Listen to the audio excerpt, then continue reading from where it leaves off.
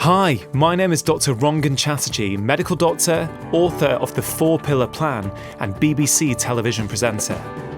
I believe that all of us have the ability to feel better than we currently do, but getting healthy has become far too complicated. With this podcast, I aim to simplify it. I'm going to be having conversations with some of the most interesting and exciting people both within as well as outside the health space to hopefully inspire you as well as empower you with simple tips that you can put into practice immediately to transform the way that you feel. I believe that when we are healthier, we are happier because when we feel better, we live more. I'm very pleased to welcome onto the podcast today the founder of my favourite footwear brand, Vivobarefoot. It's somebody who comes from a long line of cobblers and actually is the 7th generation in the Clark family who are behind Clark shoes. Galahad Clark. Galahad, welcome to the podcast. Thanks. Hi. Happy to be here. Galahad, I'd love to understand from you why you set up Vivobarefoot. What was the inspiration behind that?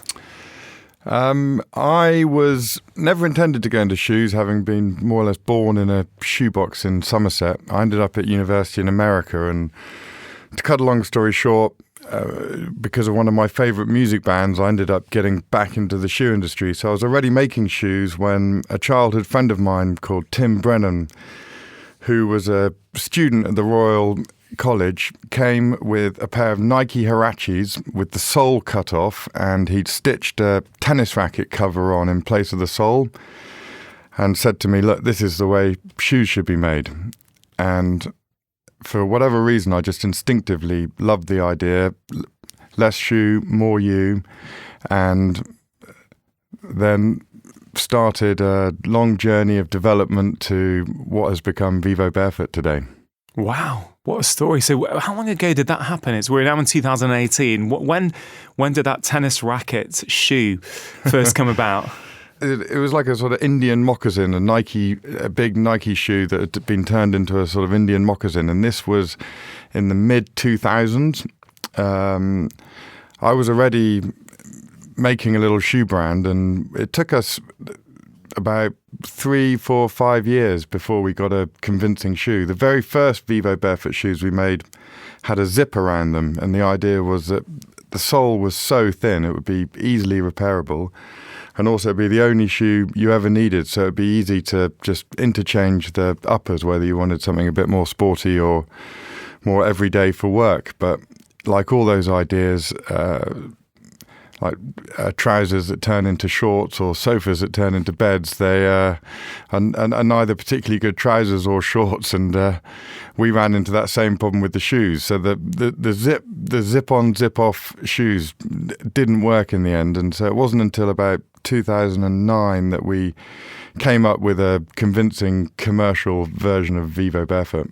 Wow, and how is the brand going? How are people responding to your and Vivobarefoot's philosophy around shoes? Well, I got into it instinctively. I grew up in the countryside, spent a lot of time running down to the sea, and just loved a barefoot state without understanding much of the science or education behind it. So it was more through instinct, and it wasn't until later on that I subsequently got educated in the biomechanics and the barefoot condition. And actually, as we were, it was a very small business at first, just a sub-brand of another brand. But more and more people started writing into us, telling us what incredible experience they're having in the shoes. We started wearing them more and more every day, couldn't wear anything else. And so one thing led to another, and then it was in 2012 that we finally really launched it as a standalone brand, and Vivobarefoot really started on the journey that it is today. So wow. It was a years of education really, from a starting point of where I believed in the conventional wisdom of the shoe industry. And it took me, quite a lot of years of meeting various experts, of unraveling that understanding and ramping up my understanding of the way the foot works in its natural state, and ultimately just being dedicated to wanting to make shoes that allow your feet to do their natural thing. Wow. Well, Galahad, thanks for sharing that. It's really interesting for me that you had to sort of unlearn a lot of the things that you had been taught by the shoe industry. It reminds me a lot of things that I'm doing with medicine now and trying to sort of spread the word about how much our lifestyles, including nutrition, but including what we put on our feet, actually play a role in how we feel. And often I find that I'm just kind of unlearning some of the things that I've been taught over the last 10, 15 years and going back to basics a lot of the time. You also mentioned there, Galahad, that once you started wearing them, you could almost not wear anything else. And, for me, that very much echoes my experience. So, for the listeners, I think it's probably quite interesting to share how I sort of, got into wearing Vivobarefoots and why now they're the only shoe that I wear. My wife wears, my children wear, and even my 78-year-old mother wears. And, for people who've read my recent book, The 4-Pillar Plan, I go into a lot of detail about how I was afflicted with severe back problems. So a good 10 years, it really impacted me physically, emotionally. I had to give up doing a lot of the things that I loved. And I went round, trying to see all these experts about, what's going on with my back. And people would say, oh, you're 6'6.5", you're really tall, you're just going to have to put up with back pain. And I thought, really? I can't persuade myself that, in my 20s and my early 30s that actually I have to have backache for the rest of my life. And, the journey that I share in my book is how I came across someone called Gary Ward, who, really believes in the importance of our feet. And if our feet are working well, a lot of other muscles in our body work well, as a downstream consequence of that. And, after 10 years, I studied with Gary. And he looked at my right foot and he said, that's your problem. Your right foot doesn't work as it should do. And that is having a knock-on consequence on your right glute muscle and your lower back pain.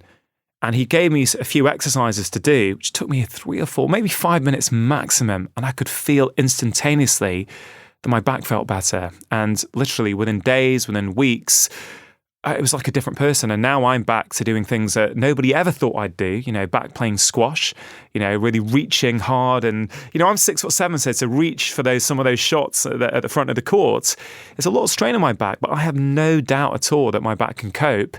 And it all comes down to the fact that my right foot now works better than it did 5 or 6 years ago. And interestingly enough is that I was told for years I needed orthotics. So I had been to see podiatrists. I had custom insoles made. I went through the rather laborious process of putting them in all my different shoes when I was wearing them. And something just didn't really fit for me with that. And it was Gary who showed me that actually my foot was unconditioned. 5 years ago, Galahad, I had a flat foot. Now I've got an arch in my right foot without insoles.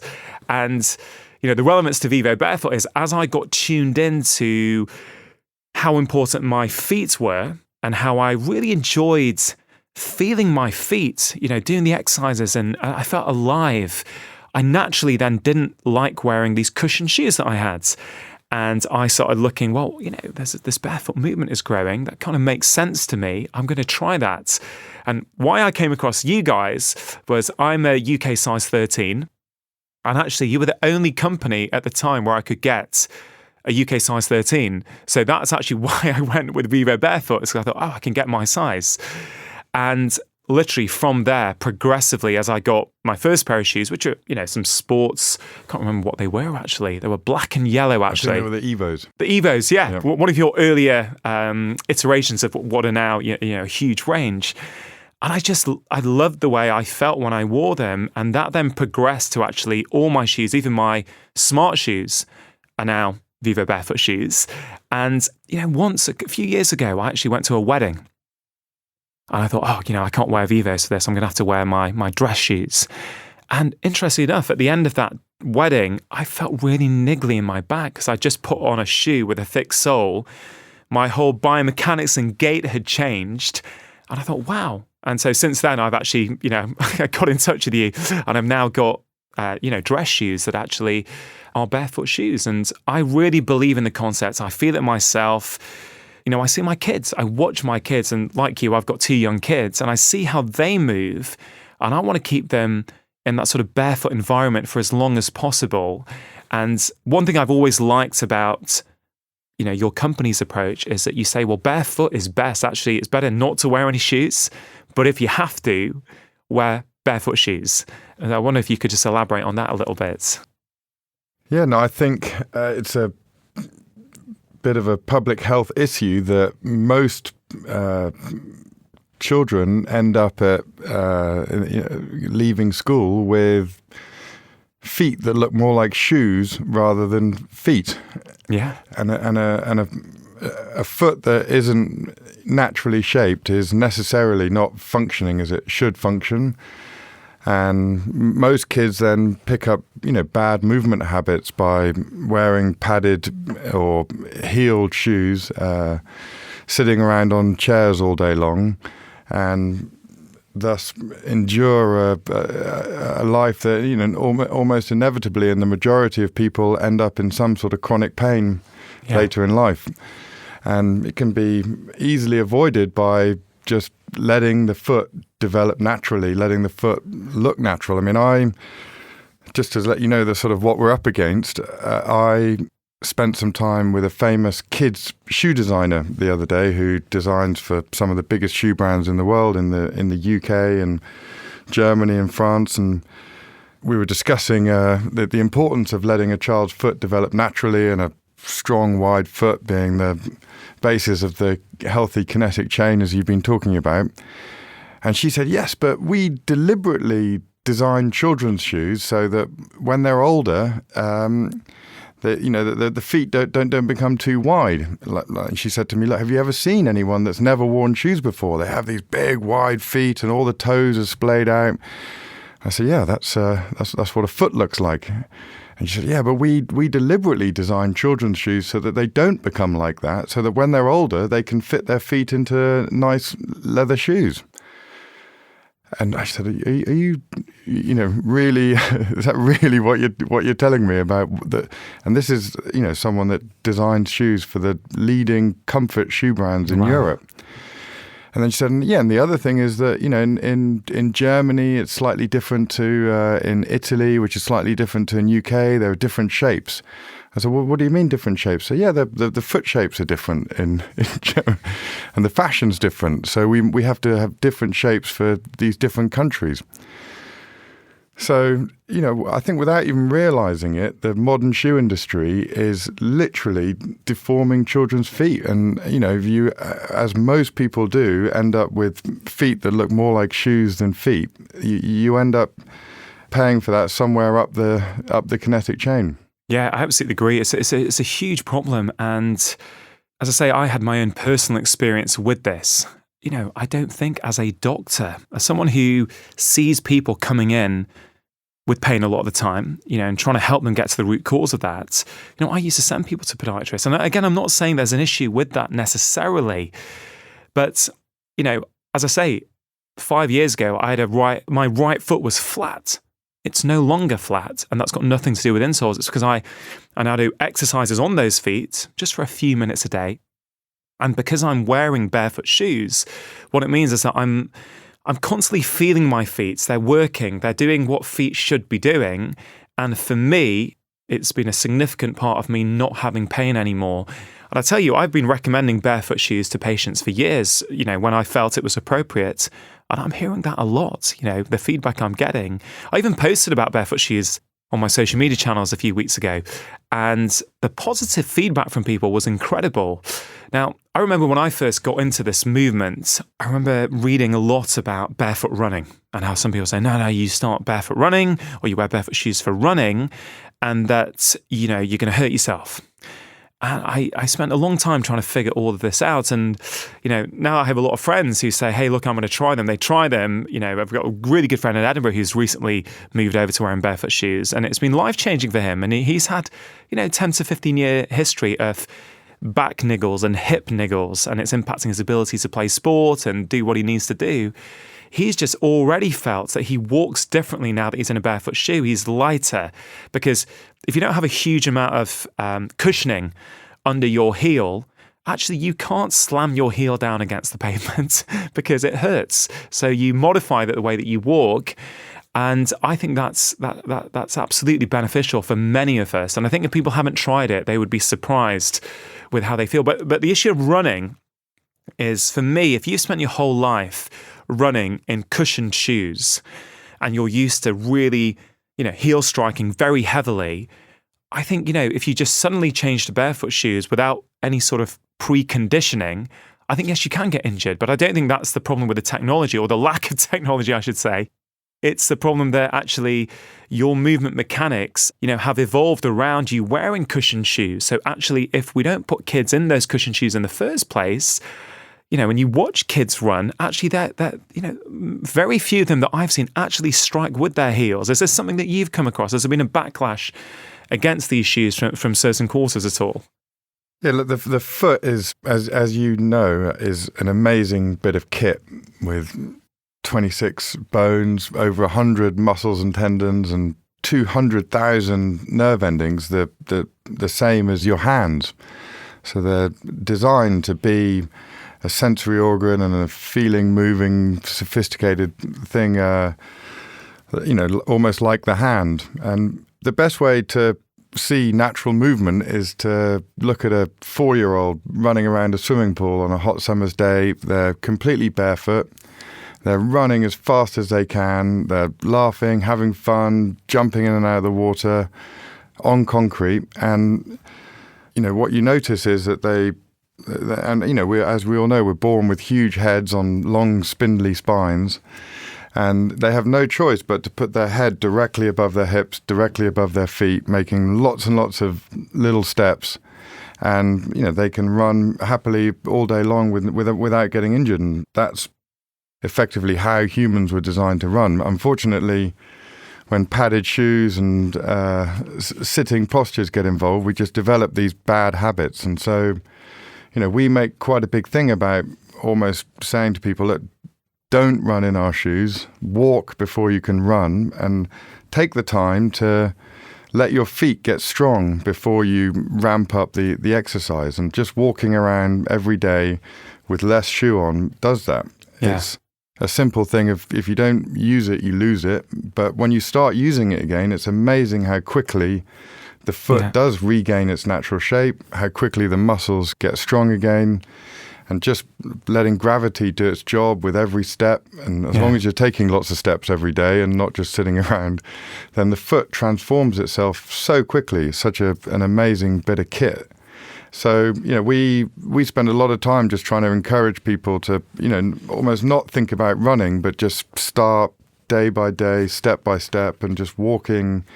And frankly, if you're not injured running, then, whatever shoes you use to run in half an hour a week is much less important than how you're using your feet in your everyday life. Yeah. So it's all about just, under low intensity, using your feet in the natural way, and it's amazing how quickly they'll gain their natural shape. And yeah, it's amazing, isn't it? It really is. I've noticed actually that, on my Instagram, when I post anything of me working out, it's often in the garden or in a local park, and I am barefoot most of the time when I can be. Even in my book, there's a photo of me out with my kids in my garden in the move pillar.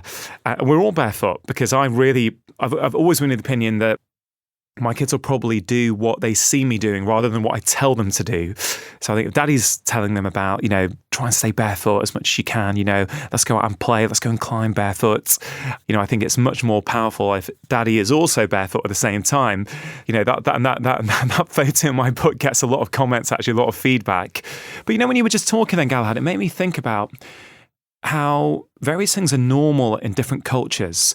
So, my parents are Indian immigrants. My dad came to the UK in the early 60s, and my mum came in the 1970s. And, in Indian culture, you don't wear shoes in the house. So it's very normal that, you take them off outside the front door and you are, barefoot in the house. That's just what I grew up with. And even when I go to my friends' houses where they don't have that sort of requirement, I do actually just take my shoes off when I come in because it's just what I've always done. And then I think, well, actually in British culture, or certainly a lot of my friends and their families, a lot of people sort of get up in the morning and as part of getting ready, they wear shoes. And even if they're just in the house all day, they will be wearing shoes in the house. So, I just think culturally also different communities do different things with their feet. And I wonder sometimes about the downstream consequences of people getting into shoes all day, every day, so early on in life.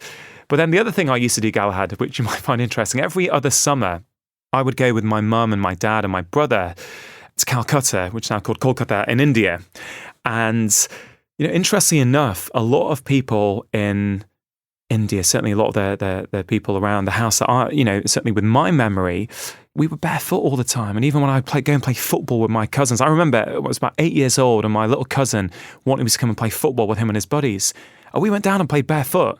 And this is something I wasn't used to in the UK, but I was out there with, my cousin and his friends in India playing barefoot. And, it's interesting that a lot of the population in India can actually squat for hours on end to do things because that's a part of what they do. As you say, use it or lose it. And I guess the way I put it is that we are untraining our body's natural innate ability to function efficiently. I watch my kids, I watch other children, I watch the way that they move and I watch their feet. I think, well, why are we shoving these feet in big cushioned shoes and we're compressing them? And you extend this on later on in life, we've got a huge problem with bunions. And I think how much of that is to do with the fact that we're shoving our feet into narrow shoes. I don't know if you've got any thoughts on what I just brought up there. Yeah, I mean, almost entirely to do with shoes. The modern shoe phenomenon is only a few generations old, whereas obviously humans have been moving around the earth for thousands of generations.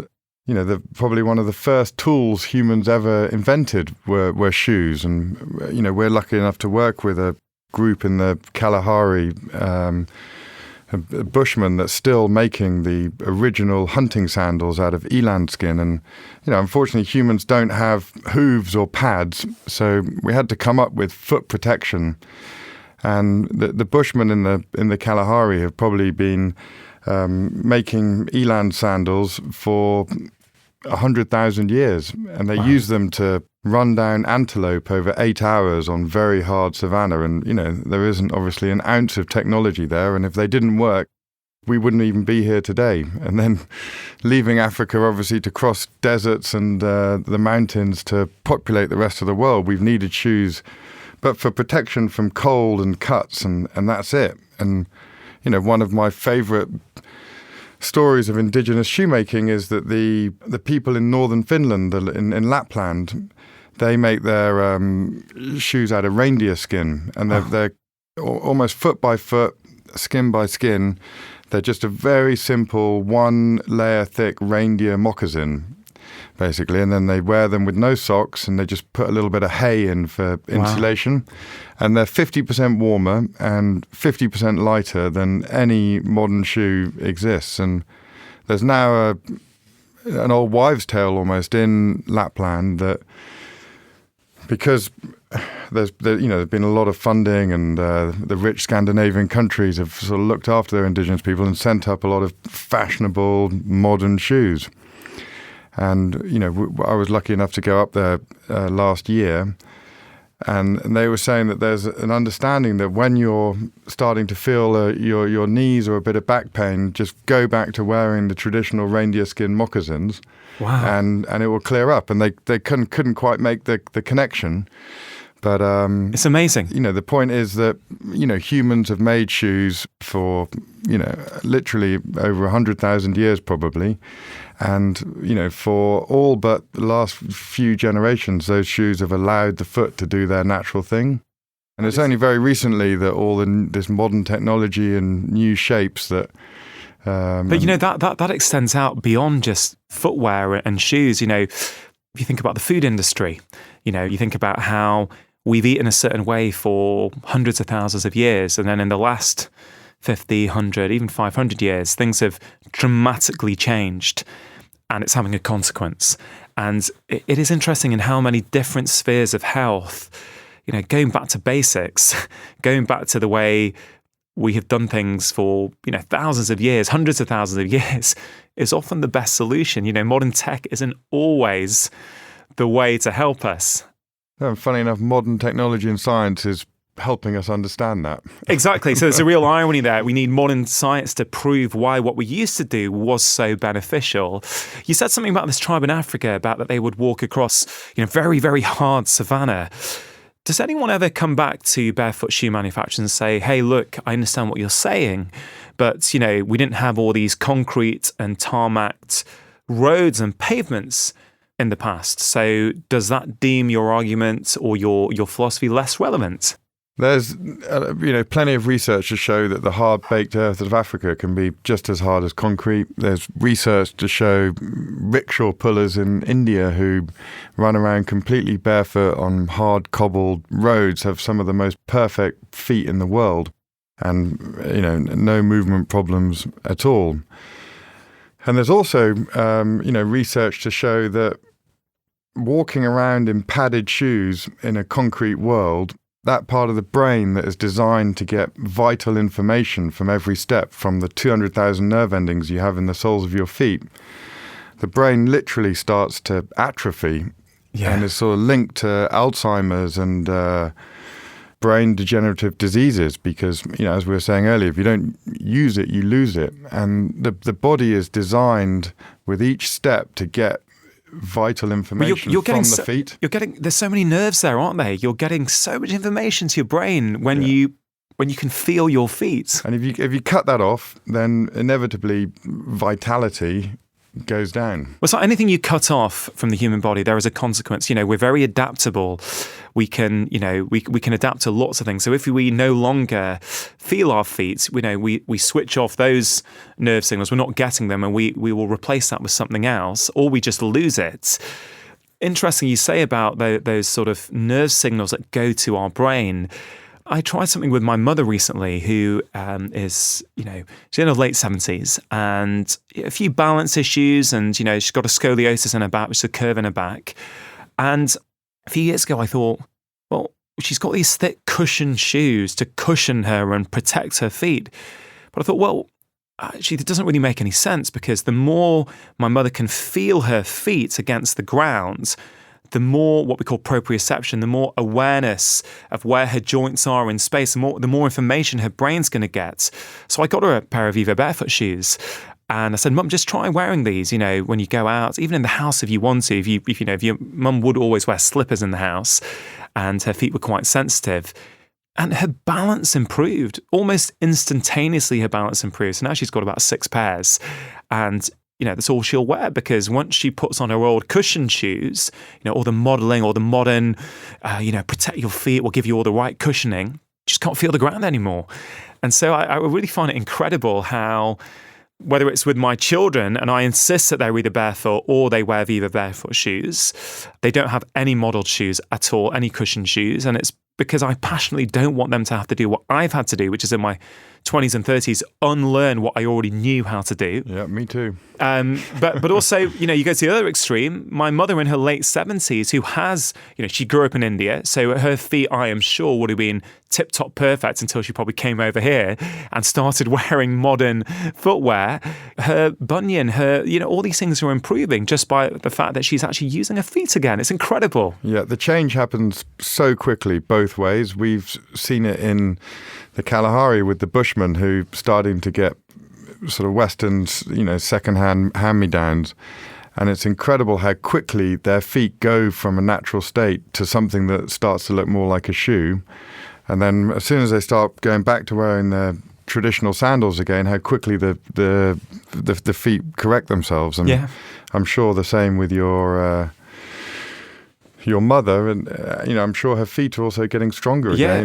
Yeah, absolutely. What we always say is, it doesn't matter what you do and how you do it, having stronger, healthier feet is better for you. And what I tell you what's remarkable for me is that we talk about, when we talk about these concepts, people talk about the modern world, and what you just said about how hard the African savannah could be compared to concrete or tarmac. That's incredible to hear.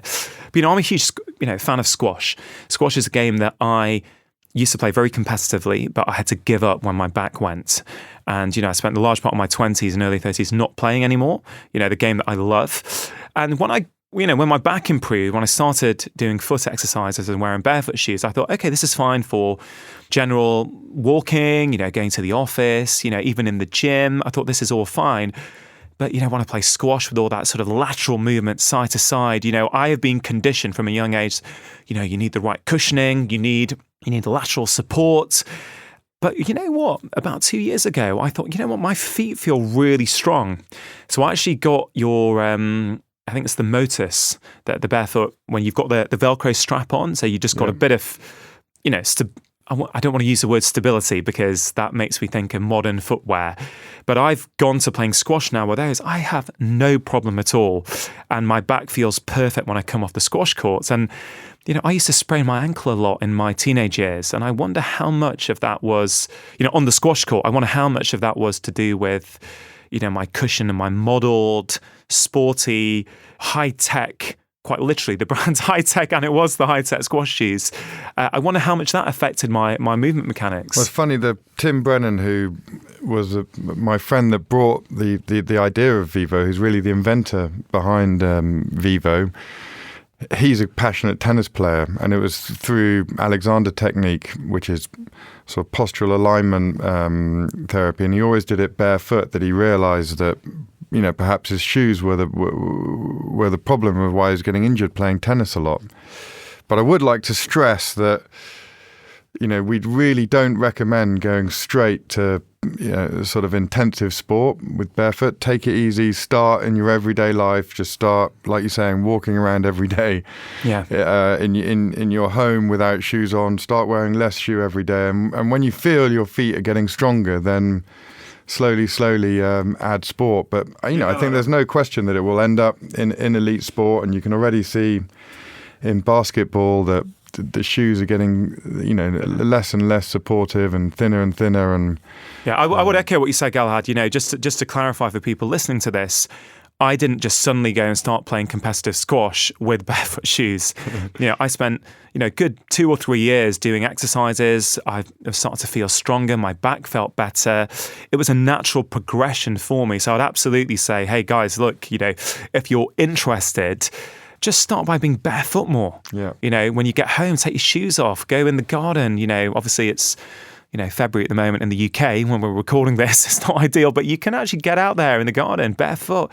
Get used to feeling your feet before you jump into doing marathons or squash playing in them. But there's no question you can get there. And, interestingly, Roger Federer, who's arguably the greatest tennis player of all time, and one of the reasons is he's gets injured a lot less than everybody else. And I saw a thing from one of his coaches that he gets made fun of a lot on the tennis tour because he's got such big, wide feet. And Nike have to make special shoes for him that are wider and thinner. This is the way he likes it. Wow. And if you look at the way Federer moves around a tennis court compared to others, he's just a lot more graceful, a lot more on his toes and his forefoot. And, the coach was saying that, one of the, big things around Federer compared to the other players is just the health of his feet and movement pattern is just, completely different to the others. And, look at him winning Grand Slams now, almost older than anyone's ever won them before. It's incredible. And actually it makes me think, when they are making fun of him, I'm sure his Grand Slam record is quite a good way of kicking back against that. But that, you should remind me of something that when I used to watch Wimbledon a lot growing up, I remember the groundsman at Wimbledon saying that when Andre Agassi would play, you could tell afterwards because there just wasn't the wear and tear on the court. And obviously I don't know if you know about Agassi. I don't know what his feet look like, and I don't know, but I suspect that his biomechanics and his lightness of touch as he would move around the court, probably, I think it's reasonable to think, may have some similarities with Federer, I would imagine, but obviously I can't prove that. Yeah, I've never seen his feet either, and I know he was definitely pretty high a lot of the time. He was winning a lot of those matches, so maybe that has something to do with it. Yeah, absolutely. I'll tell you what, we talk about technology, and what strikes me is that you have created a footwear brand in the modern world, in the 21st century, that actually there's almost a lack of technology behind the shoes. Is that fair to say? Yeah, well, I think we promise to give you less than any other shoe company, less support, less padding. And, actually it's thanks to modern technology in many ways that we're able to make shoes as thin and lightweight as we're able to make them now. And this is not a new idea. Interestingly, Clarks in the 19th century were promoting foot-shaped shoes, and there's amazing advertising campaigns from the 1880s talking about hygienic boots and shoes. But like you say, something happened in the 20th century where we got obsessed with modern technology would save us all, and we just started to move away from this natural base layer. And hopefully we're at the beginning of a journey to go back to a more natural base layer, because it's sort of nature's last stand before the machines all take over. No, I agree. What's interesting to me, I had a very powerful reason to change. My life was significantly affected by my issues. So I didn't really care necessarily what a shoe looked like. I just wanted to feel good. And, I've noticed how the range has evolved a lot, even year on year, the kind of styles. Because some people actually initially will probably be, I'm used to heeled shoes. I want a certain look. And I guess you're up against that a little bit. But I've noticed how you guys are really trying to make the shoes that actually look really great as well. And, my wife, for example, she probably didn't have as powerful a reason as me to change. And as I was getting into this movement, I was saying, hey, babe, you should be wearing this stuff. It feels great. And she was a little bit resistant at first. But over the last couple of years, she's transitioned to pretty much exclusively wearing Vivobarefoots now. And she's got to the point as well, when she doesn't, on a particular day, she wears one of her old shoes, her cushion shoes. She's got niggles in her back and her pelvis and her hip at the end of the day. And that in itself is motivation to go, you know what, I kind of like feeling good. Is this something you hear a lot? No, I mean, look, first of all, I want to give a shout out to my cousin and partner, Asher, who's the head designer of Vivo. And, he's done an incredible job to make the shoes look better and better. And, we're very proud about a lot of the shoes we make, and we're really into it. We're cobblers, and we want to make the best shoes we possibly can. But, with this very strict principles that they're flat, they're wide, they're with very, very thin soles to allow the foot to do its natural thing. But I think even he would admit that we've still got a little bit of a journey to go with women. It's obviously a lot harder with women to convince women that it's a sexy thing to wear flat, wide shoes.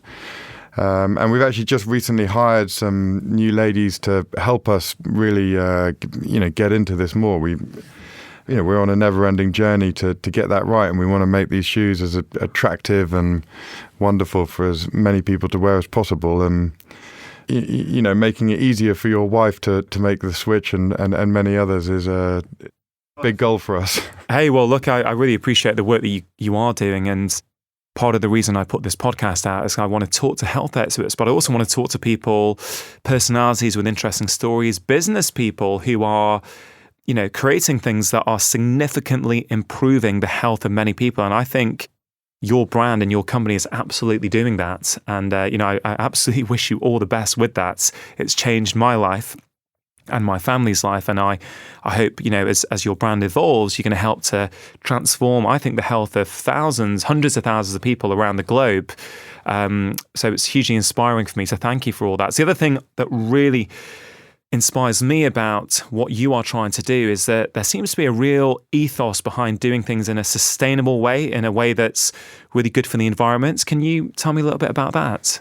Yeah, no, thank you for that. And, Vivo was not my invention at all. And I'm just lucky to be in the right place at the right time to have the chance to carry this mission. But, I think any young person in business today cares about sustainability. And, ultimately, sustainability means a lot of different things to a lot of different people. So we like to start with a definition of sustainability. And we love one from an American guy called John Ehrenfeld, who said, sustainability is about allowing humans and other life to flourish on Earth. There's a, great word, flourishing. And, he said you shouldn't fill the world up with more crap, so to speak, unless you can do one of at least three things: products should make us feel more human. They should help us connect more with nature, or they should help us ask environmental and ethical questions. And I think Vivo, uniquely does that. And, just by wearing less shoe and feeling the ground underneath your feet, a walk through nature, or even just in your everyday life, you just start to have a more intimate relationship with the world, and you immediately almost start to think in a more sustainable way. I think, unfortunately, that a lot of sustainability is about materials and processes and things, but people forget that ultimately it's most important is about use. And there's no point making a product that harms humans and is ultimately a disposable product that maybe gets worn once or twice for perhaps not very wholesome reasons, and then ends up in landfill, even if it's made out of completely recycled, eco-friendly materials. That can't possibly be called sustainable. No. It's a good point, actually. I hadn't thought of that. And we're sort of almost, I think probably getting to a world where manufacturers will perhaps start selling use rather than products, and then they'll have the responsibility to take those products back, repair them, and try and, keep the materials from going into landfill. So yeah. Well, you did a great job. I remember when we first met a few years ago, we were mutually introduced via contact, and one of my pairs of shoes from about 4 years ago, the sole wore out, and you guys take it back and you resole the shoe and send it back. And it's so I'm still using that. Whereas in the past, in a different era, I'd probably have, you'd have chucked that shoe because it was done. And we've still got a long way to go on that. And it's, it's a really important responsibility, I think, for people that are making things to be able to create the loops. And unfortunately, a lot of big companies have a sustainability agendas, but they just end up doing more of the wrong things righter rather than, really having a company that starts from a sustainable philosophy that, ultimately benefits humans and is a product or a service that is good for the world. And so, we're lucky to have that at Vivo, and there's a never-ending journey to improve every aspect of what we do. Yeah, well, Galahad, look, I'm a big fan of what you do anyway. I'm feeling really inspired and even more enthusiastic about what your company is doing, having spoken to you face to face. I normally end my conversations with guests to try and give the listener some actionable tips, things that they might be able to put into place immediately into their own life to help improve their health. And I wonder, actually, do you have 4 tips that the listener could take from this conversation, from your ethos, to help improve their health? Happy, yeah. The 4-pillar Barefoot plan. Yeah. So, I think, as we've been speaking about today, the first thing is to walk before you run. Don't rush into it. Don't rush into sport. Use them in your everyday life, and, don't feel like you have to use them every day, all the time. Gradually phase into barefoot. So that'd be tip number 1. Walk before you run. But then running and sport is definitely an option down the line. And I think all elite sportsmen will end up celebrating big, strong, healthy feet, and they'll jump higher and faster than ever before. Anyway, tip 1, walk before you can run. Tip 2, wear as little shoe as possible, as often as possible. Just go to a shoe-free household. Get out in your garden. It's obviously, we're in the coldest week Britain's had for many years, but spring is round the corner. Go around your house barefoot. Get out into the garden barefoot, as Rongan does. It's that's a wonderful way just to reawaken your feet up. Pillar number 3, I would say, is try to do some feet exercises. Just when you're in the shower, just scrunch up your toes, think about your feet, put your big toes under your feet, above your feet, get a ball, roll your feet over a ball. We have a series of exercises on our website called Toga, but, so tip 3 is basically just start to think about your feet, wake up your feet. I'd like to think we're maybe entering the decade of the foot. And tip 4 is ultimately about movement. So much of our brains, as we've been discussing, are there for movement. If we didn't move and we weren't designed to move, we'd have much smaller brains. So move more. And, one movement that is forgotten in Western society is squatting. And squatting's really good just to get flexibility back into your ankles, get flexibility back into your hips. Even balancing on things helps with hip mobility. So tip 4 is just move more, and try and include some things that maybe you don't do on a regular basis, like squatting or balancing. Yeah, well, thanks for that, Galahad. I think for people who don't use their feet, who are used to being in thick cushioned soles for the majority of their waking lives, even just getting a bit more barefoot and actually starting to pay attention to their feet, I think would have a huge impact. And the other question I often ask guests is there one book that you would recommend to the listener to sort of help shift the way that they think potentially? Yeah, I mean, look, there's a famous book that was written about 7 or 8 years ago. And it's a confusing title based on what I've been saying, but I'm going to have to say Born to Run by Chris McDougall. First of all, it's a gripping read. It's a really fun book to read. And second of all, it just has a lot of really good science in there about this journey. And I think, if you read it, you'll enjoy it, and you'll also start to think about your feet more. And yeah. Galahad, I read that book. I can't remember when it was, but it's got pride of place on my bookshelf in my study. It made me smile. It made me inspired, and no doubt contributed in some way to this journey that I'm on. So, yeah, I think that's a fantastic recommendation. Anyone listening who's not read that book, I strongly recommend that you do. Galahad, I really appreciate you making some time out of your busy schedule today. I think the listener will very much enjoy that, and hopefully we will have persuaded a few more people to start paying more attention to their feet. Thanks for your time. Thank you. No, it's a pleasure. And, thank you for all you're doing on a much, grander scale to really, start to transform health in the country. Thanks. You're an inspiration, and, we're very happy to call you a friend and a supporter of feet. Galahad, thank you so much, and I hope that in the next few months we can probably revisit this podcast with some updates. So, have a good day. Thank you. That'd be awesome. Thanks. That's the end of this week's Feel Better, Live More podcast. Thank you so much for listening, and I really hope you found the conversation useful, but also enjoyable. If you're not already, I'd highly recommend that you subscribe to this podcast so that you can be notified when the latest episode of my podcast comes out. I'd also be incredibly grateful if you consider going onto iTunes and giving this a 5-star rating so that I can get this information out and reach more people. It really does make a difference. And if you have any suggestions for people you'd like to see me have conversations with on this podcast, I'd encourage you to get in touch with me on social media using the hashtag feelbetterlivemore. You can find me on Facebook and Instagram using the handle @Dr Chatterjee, and on Twitter using the handle @Dr Chatterjee UK.